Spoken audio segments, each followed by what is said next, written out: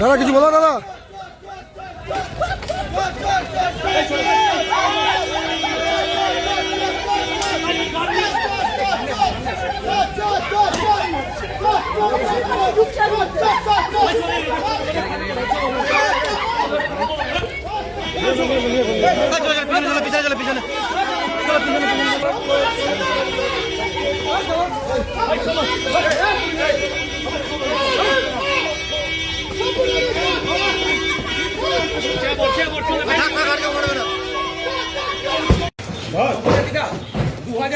মামলা, এটা পুরনো মামলার এতদিন কোনো মামলাই নয়, উনি নিজেই এখানে আসামি ছিলেন।